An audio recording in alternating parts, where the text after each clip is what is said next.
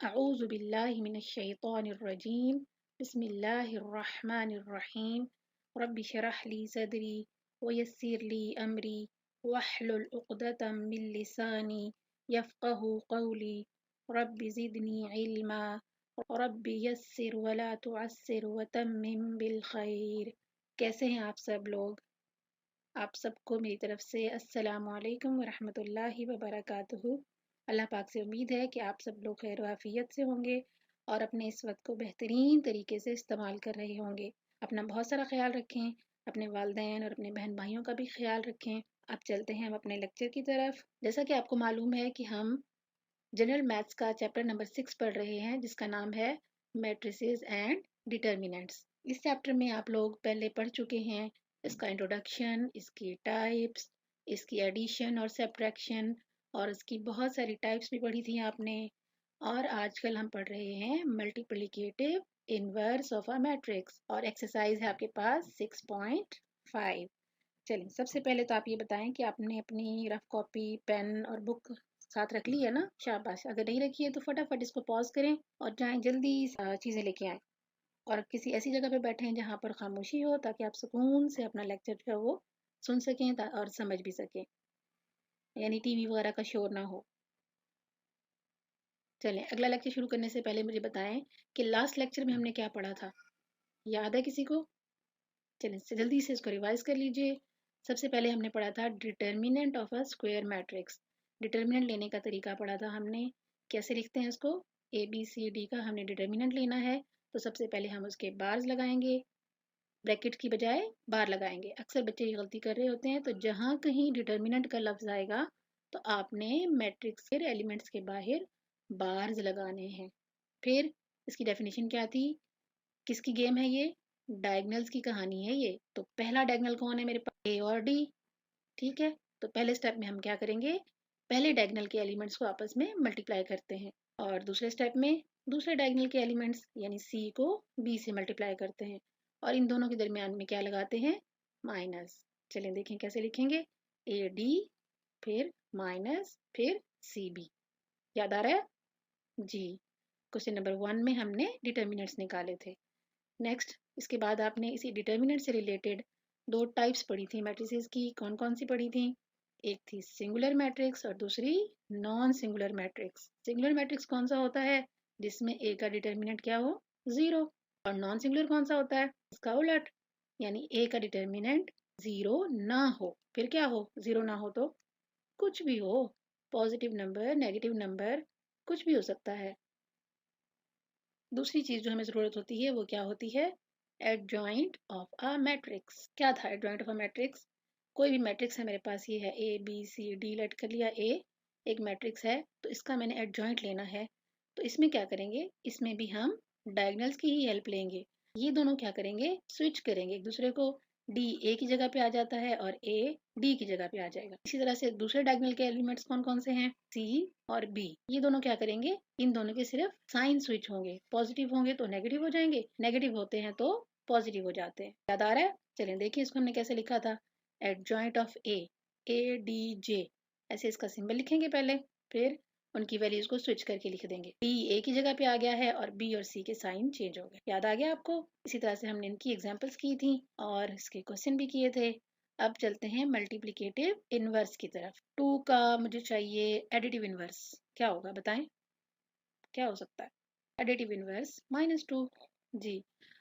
पता कैसे चला मुझे कि ये -2 इसका एडिटिव इनवर्स है? क्योंकि हम इन दोनों को क्या करेंगे? प्लस करेंगे, तो हमारे पास क्या आता है? 0। इट मीन्स कि ये दोनों एक दूसरे के क्या हैं? Additive inverse. इसी तरह से मल्टीप्लिकेटिव में भी ले सकते हैं। जैसे फर्ज करें कोई नंबर है मेरे पास 3, तो उसका मल्टीप्लिकेटिव इनवर्स क्या हो सकता है कि हम उन दोनों को मल्टीप्लाई करें तो क्या आना चाहिए? 1। मल्टीप्लिकेशन की आइडेंटिटी। तो 3 इंटू 1/3, 3 कैंसिल होने से हमारे पास 1 आ जाता है। इसका मतलब है 3 1/3 का और 1/3 3 का मल्टीप्लिकेटिव इनवर्स होता है। अब देखते हैं कि मैट्रिक्स का मल्टीप्लिकेटिव इनवर्स कैसे ले सकते हैं। तो उसका फार्मूला है मेरे पास 1/A determinant into adjoint of A। इस फार्मूले को आपने अच्छे से याद कर लेना है। इसी तरह से अगर इस इनवर्स को हम मैट्रिक्स A से मल्टीप्लाई करेंगे तो क्या आना चाहिए हमारे पास? शाबाश बताएं। मैट्रिक्स की आइडेंटिटी क्या होती है? किससे शो करते हैं उसको? आई से। और एलिमेंट्स क्या होते हैं? शाबाश, जोर से बताइए। जी, आवाज़ तो समझ नहीं आ रही। चलिए मैं बताती हूँ आपको। A inverse is equal to I, और आई क्या होता है? 1001। ठीक है। चलिए अब हम अपने क्वेश्चन की तरफ चलते हैं। क्वेश्चन नंबर है हमारे पास 4। हाँ जी, एम मैट्रिक्स दिया हुआ है आपको, और उसके दो पार्ट्स हैं। पहले पार्ट में आपने एम इनवर्स फाइंड करना है, और सेकंड पार्ट में एम इनवर्स को एम से मल्टीप्लाई करना है, और दूसरी साइड पे एम को M inverse. Let's move to its solution. Solution के लिए सबसे पहले हमें फाइंड करना है एम इनवर्स, और इनवर्स का फार्मूला हमें याद होना चाहिए। M inverse is equal to 1/m का determinant into adjoint of M. ठीक है, इसका मतलब है दो चीज़ें ढूंढनी है मुझे, एम का डिटर्मिनेंट और एडजॉइंट ऑफ एम। चलिए, एम का डिटर्मिनेंट लेना है, तो सबसे पहले हमने बार्स लगाए और डिटर्मिनेंट की डेफिनेशन लगाई। 1 किससे मल्टीप्लाई होगा? 4 से। और 3 किससे मल्टीप्लाई होगा? 2 से। 4 1 दा जी 4, और 3 2 दा 6, और 4 माइनस 6 क्या होगा? -2। -2 आया है, इसका मतलब है कि एम का डिटर्मिनेंट 0 नहीं आया, नॉन ज़ीरो आया है, नेगेटिव नंबर आ गया है। तो अब क्या मतलब हुआ इसका? एम कैसा मैट्रिक्स है? कैसा है? सिंगुलर या नॉन सिंगुलर? जी, non singular. M is a non singular matrix. तो हमने लास्ट लेक्चर में पढ़ा था कि अगर मैट्रिक्स नॉन सिंगुलर होता है तभी उसका जो इन्वर्स है वो एग्जिस्ट कर सकता है, अदरवाइज एग्जिस्ट नहीं करता। ठीक हो गया। दूसरी चीज़ हमें चाहिए एडजॉइंट। एम लिखेंगे हम, और उसका एडजॉइंट लेंगे। एडजॉइंट में भी किसकी कहानी होती है? कॉर्नर्स की, डायगोनल एलिमेंट्स की। जी, कौन कौन स्विच करेगा? 4 और 1। ठीक है। और किसके साइन चेंज होंगे? 2 और 3 के। ये देखें, डन। चलिए अब हम लिखेंगे फार्मूले में इसकी वैल्यूज, और हमारे पास एम इनवर्स की वैल्यू बन रही है 1/-2 into value of adjoint of M. तो ये पहले पार्ट का हमारे पास आंसर आ गया। ठीक है, सबसे पहले हमने एम का डिटर्मिनेंट निकाला, उसको चेक कर लिया कि वो सिंगुलर है या नॉन सिंगुलर है, फिर हमने एडजॉइंट निकाल के फार्मूले में डाल दिया है, और इस तरह से हमारे पास एम इनवर्स की वैल्यू आ गई है। यहाँ पर आपने ये बात याद रखनी है कि 1/-2 को अंदर मल्टीप्लाई नहीं करना। कुछ क्वेश्चन में हम करते हैं, कुछ क्वेश्चन में हम नहीं करते। असल में दोनों तरीके ही ठीक हैं, लेकिन चूंकि मुझे नज़र आ रहा है कि अगले पार्ट में मैंने एम इनवर्स को एम से मल्टीप्लाई करना है, तो सिंपल नंबर्स को मल्टीप्लाई करना आसान होता है निस्बतन फ्रैक्शन वाले। अगर मैं -1 -2 को अंदर ले जाऊंगी तो मेरे पास अंदर फ्रैक्शंस बन जाएंगी, 3/2 1/2 बन जाएंगे, ओवर फॉर्म में आ रहे होंगे, इसलिए मल्टीप्लिकेशन मुश्किल हो जाएगी। इस 1/-2 को अंदर नहीं ले जाएंगे, ऐसे ही रखेंगे। ठीक है, हमारे लिए आसानी हो जाएगी। चलिए बी पार्ट देखिए। पहले स्टेप में हम लेफ्ट हैंड साइड लेंगे। क्या है उसकी वैल्यू? M inverse M. उसकी वैल्यूज डालिए, पहले एम इनवर्स की डालें, फिर एम की डालें। ठीक है, अब ये देखें दोनों मैट्रिसेस साथ साथ आ गए, इसलिए अब हमें क्या करना है? इनको मल्टीप्लाई। मल्टीप्लाई का रूल, फर्स्ट रो किससे मल्टीप्लाई होगी? फर्स्ट कॉलम से। पहले एलिमेंट को पहले एलिमेंट से मल्टीप्लाई करना है, दूसरे को दूसरे से, और दरमियान में क्या होता है? प्लस। याद आ रहा है? Rule of multiplication for the matrices. ठीक हो गया। चलें जी, इसको सॉल्व करने की कोशिश करते हैं। एम इनवर्स एम की वैल्यू क्या बनेगी? सबसे पहले ब्रैकेट्स लगानी है आपने बाहर, और फिर बारी बारी एक एक एलिमेंट को मल्टीप्लाई करते जाएंगे और लिखते जाएंगे दरमियान में प्लस के साथ। पहली रो पहला कॉलम, फिर पहली रो दूसरा कॉलम, फिर दूसरी रो पहला कॉलम, फिर दूसरी रो दूसरा कॉलम। जी, अब इसकी वैल्यूएशन करते हैं। 4 1 दा 4 होता है, -2 3 दा 6, 4 2 दा 8, और -2 4 दा -8, एंड सो ऑन। इस तरह से आपने वैल्यूएशन करनी है। अब आप इसको मजीद सिंप्लीफाई कर सकते हैं। 4 6 की वैल्यू -2, 8 -8 0, 3 3 बन गया 0, और -6 + 4 का आंसर भी -2। ठीक है। अरे ये देखें यहाँ पे क्या हुआ, ये तो -2 0 0 -2 आ गया है। हमने तो कहा था कि अगर एक मैट्रिक्स को उसके इन्वर्स से मल्टीप्लाई करें तो क्या आना चाहिए? आइडेंटिटी आना चाहिए। 1 0 0 1 होता है। ये तो गलत नहीं आ गया? ओप्स। अब क्या करें? सोचें सोचें। नहीं, ये ठीक है। क्यों? क्योंकि अभी बाहर वाला जो नंबर है स्केलर नंबर -1/2 वो अंदर जाके बारी बारी सबसे मल्टीप्लाई होगा इस तरह। अब हम इसको सिंपल करेंगे तो अब ऑटोमेटिकली हमारे पास क्या आएगा 1001। ठीक हो गया। और वो कौन होता है? आइडेंटिटी। अब हमारे पास आ गया आंसर कि हमने उनका प्रोडक्ट लिया तो हमारे पास आइडेंटिटी मैट्रिक्स आ गया है। ये हो गया हमारे पास लेफ्ट हैंड साइड का आंसर। अब चलते हैं हम राइट हैंड साइड की जानिब। राइट हैंड साइड में हमारे पास है एम इनवर्स। अब हम पहले एम लिखेंगे, फिर एम इनवर्स की वैल्यू लिखेंगे इस तरह। अब देखें ये जो 1/-2 दरमियान में स्केलर नंबर है, ये साइडों वाले दोनों कौन है? मैट्रिसेस हैं। अब हम यहाँ पर क्या करेंगे, इस स्केलर नंबर को बाहर लिख लेंगे और मैट्रिसेस को साथ साथ लिख लेंगे। पहला मैट्रिक्स फिर दूसरा मैट्रिक्स, इसी तरतीब से लिखना है। तरतीब गलत कर देंगे तो क्वेश्चन गलत हो जाएगा आपका।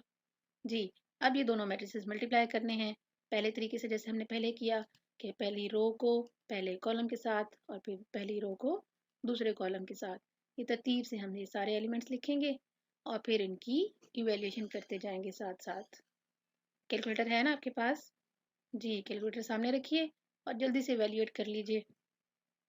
शाबाश, करें करें। जी, हो गया। चलें अब यहाँ से चेक करें आपका ठीक आया है। ये 4 - 6 - 2 + 2 12 - 12 - 6 + 4। जी, अब इसको मजीद इवेल्यूएट कर लेते हैं, सिंप्लीफाई करें। ये भी आया मेरे पास -2 0 0 -2। अब फिर से बाहर का स्केलर नंबर अंदर ले जाएंगे, बारी बारी सबसे मल्टीप्लाई करेंगे और इसकी कैंसिलेशन करके सिंपल करेंगे तो ये भी हमारे पास क्या बन रहा है 1001। ये भी किसके इक्वल आ गया? आइडेंटिटी मैट्रिक्स के। ठीक है, तो हमारा क्वेश्चन सॉल्व हो गया है ना। दोनों का आंसर सेम आ रहा है। ठीक है, बस खत्म हो गया हमारा क्वेश्चन? नहीं, हमारा क्वेश्चन यहाँ खत्म नहीं हुआ है, बल्कि हमने क्या करना है, इन दोनों का रिजल्ट कंपेयर करके स्टेप 3 बना के लिखना है। क्या लिखेंगे वैसे? जी, from equation 1 and 2 over left hand side is equal to right hand side. ठीक है, अब हमारा क्वेश्चन पूरा हुआ है। आखिर में रिजल्ट इस तरह से बनाकर लाजमी लिखना है। जी, अब हम अगले क्वेश्चन की तरफ चलते हैं। क्वेश्चन नंबर 5 है आपके पास, ए और बी गिवन है। इस क्वेश्चन में हमने ए बी का होल इनवर्स निकालना है और वो इक्वल होगा product of B inverse A inverse के। अच्छा ये बताएं इस क्वेश्चन में कितने इनवर्सेस नजर आ रहे हैं आपको? क्वेश्चन में दो मैट्रिक्स दिए हुए ना, एक ए एक बी, लेकिन वहाँ इनवर्सेस तो मुझे ज्यादा नहीं नजर आ रहे। देखिए कितने हैं। हाँ जी, 3 इनवर्सेस चाहिए आपको। एक ए का इनवर्स है, एक बी का इनवर्स है, वो तो क्लियर हो रहा है। तीसरा किसका है? ए बी का। तो मेरे पास तो ए बी है ही नहीं, मेरे पास तो ए अलग है बी अलग है ना। तो फिर इसका मतलब क्या हुआ कि हमें पहले इन दोनों को आपस में मल्टीप्लाई करना होगा। जी, लेफ्ट हैंड साइड लेते हैं और उसमें है ए बी इनवर्स, तो सबसे पहले क्या करना है मुझे, ए और बी को आपस में मल्टीप्लाई करना है। चलें जी, मल्टीप्लिकेशन रूल फिर लगाइए, रोज को कॉलम वाइज साथ साथ करते जाइए और उसको इवेल्युएट करते जाएं। तो ये हमारे पास बन रहा है 20 + 6 10 - 2 8 + 3 4 - 1। जी, फिर इवेल्युएट करें। ये बन गया 26 10 - 2 8 8 + 3 11 और 4 - 1 3। इस तरह मेरे पास एक मैट्रिक्स आ गया ए बी। अब मैंने इसका क्या लेना है, इनवर्स। इनवर्स का फार्मूला वही है जो हम पहले पढ़ चुके हैं। क्या है फार्मूला बताएं? शाबाश। A inverse is equal to 1/a determinant into adjoint of A. ये आपने ऐसे ही बोल बोल के लाउडली बोलिए और बार बार लिखिए, आपको भी याद हो जाएगा। तो ये है मेरे पास ए बी। अब इसके लिए भी मुझे दो चीज़ें चाहिए, एक है ए का डिटर्मिनेंट और दूसरा है एडजॉइंट ऑफ ए। चलिए, डिटर्मिनेंट, ए बी का डिटर्मिनेंट बास यूज़ करें। जी, 26 किससे मल्टीप्लाई होगा? 3 से। 11 किससे मल्टीप्लाई होगा? 8 से। दरमियान में माइनस ये। इस तरह से आपने इनको इवेल्युएट करना है। ये आपके पास बन रहा है 78 - 88। कहाँ से आया ये 78? कैलकुलेटर जिंदाबाद है ना। लेकिन वैसे ये तो सिंपल सा क्वेश्चन है, 2 3 के टेबल तो आपको आने चाहिए, खुद जबानी भी करना आना चाहिए जी। तो ये बन गया -10। जीरो आया? नहीं आया। इसका मतलब है कि ये क्या है, नॉन सिंगुलर मैट्रिक्स है। नॉन सिंगुलर है तो इसका इन्वर्स भी एग्जिस्ट कर रहेगा। चले आगे, एडजॉइंट चाहिए। एडजॉइंट लेने के लिए क्या करेंगे, पहले डायगोनल आपस में जगह चेंज करेंगे, अपना कोना बदल लेंगे, और दूसरे कोने वाले क्या करेंगे, उन्होंने कहा नहीं जी हमने अपनी जगह चेंज नहीं करनी है, तो उन्होंने अपने साइन चेंज कर लेने हैं। ठीक है, अब हम फार्मूला लिखेंगे ए बी के लिए और फिर उसमें वैल्यूज डाल देंगे। 3 - 8 - 11 26, ये हमारे पास वैल्यू बन रही है किसकी, ए बी इनवर्स की। अब हम इसको -1/10 को अंदर मल्टीप्लाई कर देंगे और सिंपल कर देंगे। इस तरह हमारे पास इक्वेशन 1 आ गई है लेफ्ट हैंड साइड के लिए। ठीक, दोबारा देख लें, ए बी निकाला हमने पहले, ए को बी से मल्टीप्लाई करके ए बी निकाला, फिर उसका हमने डिटर्मिनेंट लिया, उसको चेक कर लिया, फिर उसका एडजॉइंट लिया, फिर उसको हमने फार्मूले में डाल दिया है। इस तरह हमारे पास इक्वेशन 1 आ गई है। अब चलते हैं राइट हैंड साइड की तरफ। उसके लिए हमें दो इन्वर्सेस चाहिए, एक ए का इन्वर्स, दूसरा बी का इन्वर्स। तो ए भी है हमारे पास, बी भी है, इन दोनों का हम बारी बारी क्या निकालेंगे, इन्वर्स निकालेंगे। ठीक है, अब इन्वर्स निकालना तो आ गया है ना। अब अगर आप मेरे सामने होते ना तो फिर मैं आपसे ही करवाती। चलें, अभी भी आपने ही करना है और फिर यहाँ से रीचेक करना है। ठीक है, चलें जी, शाबाश, बोर्ड पे आके करें। हाँ जी, फिर सबसे पहले फार्मूला जहन में रखिए, बोले साथ साथ, जोर से बोलिए जी। अब हमने लेना है ए का डिटर्मिनेंट। 5 किससे मल्टीप्लाई होगा, 1 से, और 2 किससे हो रहा है, 2 से। 5 - 4, ये क्या आया, 1। तो ये भी नॉन ज़ीरो है, इसका मतलब है इसका है, ये भी नॉन ज़ीरो है, इसका मतलब ये नॉन सिंगुलर है और इसका इन्वर्स एग्जिस्ट कर रहा है। अब हमने लेना है एडजॉइंट। एडजॉइंट के लिए क्या लिखेंगे, अब आगे चलें, फार्मूले में वैल्यूज डालिए और ए इनवर्स की वैल्यू बन गई आपके पास 1 - 2 - 2 5। ठीक हो गया। नेक्स्ट अब बी की शामत लाइए, बी की बारी है। बी का डिटर्मिनेंट 4 - 1 से, 3 2 से और दरमियान में माइनस, ये बन गया -4 - 6। -4 - 6 क्या आंसर आएगा, ये बन गया -10। ये भी क्या हुआ, नॉन ज़ीरो है, इसका मतलब नॉन सिंगुलर है, उसका मतलब इनवर्स एग्जिस्ट कर रहा है। ठीक, अब चलें इसका एडजॉइंट लेते हैं। -1 और 4 आपस में क्या करेंगे, सीट बदल लेंगे, 2 और 3 का साइन चेंज हो गया। अब जल्दी से फार्मूला लिखिए और उसमें वैल्यूज डालिए और इस तरह से हमारे पास बी इनवर्स की वैल्यू आ गई है। अब यहाँ पर भी हमने क्या करना है, -1/10 को अंदर मल्टीप्लाई नहीं करना, क्योंकि अभी एक स्टेप हमारा बाकी है कि हमने दोनों इनवर्सिस को आपस में मल्टीप्लाई करना है, इसलिए जी। अगला स्टेप की तरफ चलते हैं, बी इनवर्स ए इनवर्स। पहले किसकी वैल्यू लिखेंगे, ए वाले इनवर्स की या बी वाले इनवर्स की, बी वाले इनवर्स की। ठीक है, ये तरतीब का ख्याल रखना है आपने, पहले बी इनवर्स की वैल्यू फिर ए इनवर्स की वैल्यू। ठीक है, अब दोनों मैट्रिक्स इकट्ठे आ गए फिर से, अब हमने इनको फिर मल्टीप्लाई करना है। ये 1/10 -1/10 साथ साथ चलता जाएगा जी। पहली रो और कॉलम, ये तरतीब से हमने इनको आपस में क्या करना है, मल्टीप्लाई। -1 1 से हो रहा है, -2 -2 से हो रहा है, सो ऑन। ये सारे एलिमेंट्स आपने ऐसे मल्टीप्लाई करने हैं और उनको इवेल्युएट करना है। इवेल्युएशन से कौन हेल्प करेगा आपकी इवेल्युएशन में जी, कैलकुलेटर सामने रखिए और जल्दी जल्दी कर लीजिए जी। 4 - 1 3, 2 - 10 हो गया -8, -3 - 8 मिलके बन गया -11, 6 + 20 26। ठीक हो गया। अब इस -1/10 को अंदर बारी बारी मल्टीप्लाई करके सिंपल करेंगे और देखते हैं कि हमारे पास क्या रह गया है बाकी, -3/10, 4/5, 11/10 और -13/5। माइनस से माइनस कैंसिल भी हो रहे हैं ना, प्लस हो जाएंगे, दो नेगेटिव मिलके मल्टीप्लाई होंगे तो पॉजिटिव हो जाते हैं। ठीक है, ये आ गई हमारे पास इक्वेशन नंबर 2।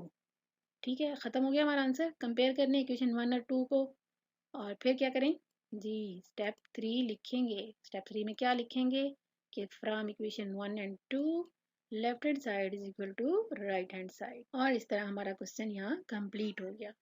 ठीक है, मुश्किल तो नहीं लग रहा? नहीं नहीं, इतना मुश्किल नहीं है। आप इसको ध्यान से समझ के कीजिए और एक एक स्टेप को फॉलो कीजिए, तो इंशाल्लाह आप जल्दी से पिक कर लेंगे।